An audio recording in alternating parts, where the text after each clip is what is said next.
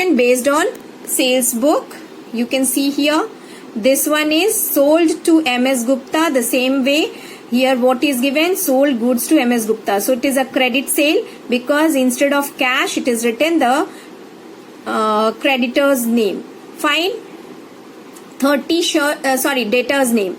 So 30 shirts at the rate of 400 each. That means 30 into 400 you have to do in order to know that how much shirts were sold to MS Gupta. Again for trousers, 600 each for 20 trousers. That means the total will be 600 into 20.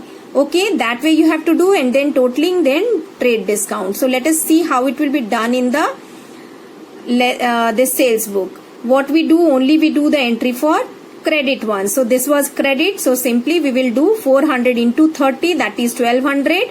Then 600 into 20, again it will be 1200. 1200 plus 1200 will make 24. 12,000 plus 12,000 will make 24,000. Now on 24,000, when you will calculate the trade discount, 10%, it will come 2400. Okay. Just. Now here you had seen that it was given that 10% trade discount would be deducted. So that's why we are deducting the trade discount 10%. Now next one was sold old furniture. So it will go to old furniture. It is not a good. So that's why it will go to journal proper. Yes. And again you see 50 to Kanpur. That means it's a credit sale. So again we will do the entry for the third transaction. Just see, MS Jain and Sons Kanpur, 50 into 400 will be done, and directly you will write in the amount column because here no more transactions were there to add or to deduct any trade discount. So directly will be done.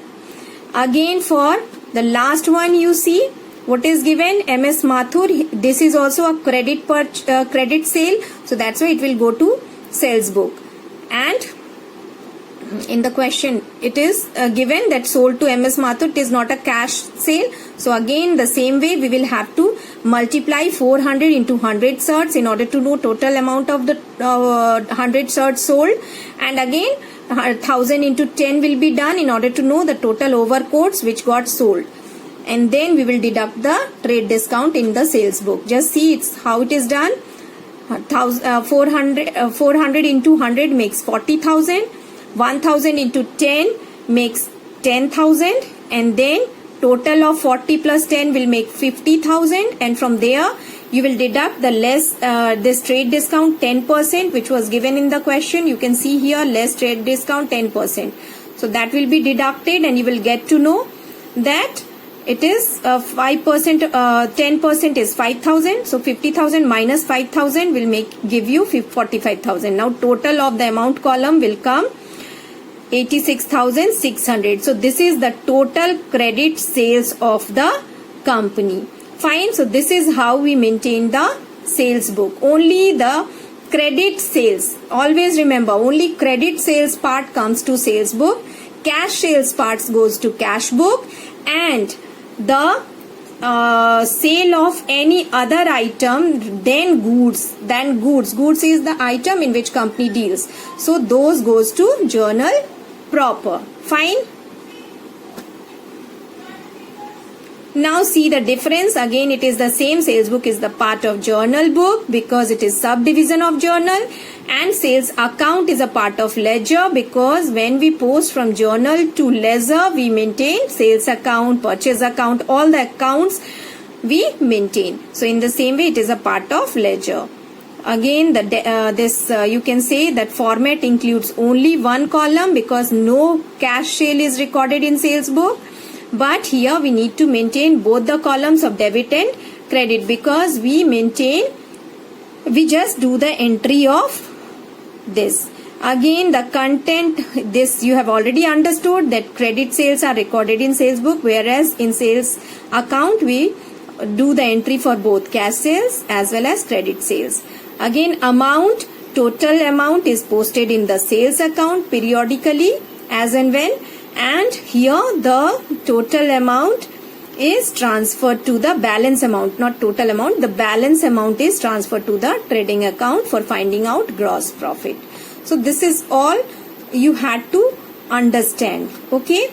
Now, what is journal proper? That I have already told, that journal proper for rest of the assets, entries done in journal proper.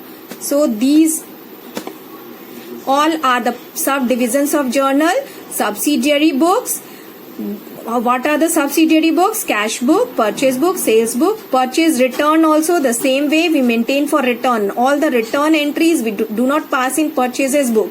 But for that also we maintain purchase return. And for sales return also we maintain. We don't do the entry for return in the sales book itself, but we maintain sales return book. As you have understood purchase book and sales book, the same way you will make the entry for purchase return book also and sales return book also, and the totaling will be done and it will be passed on. And the last one is journal proper.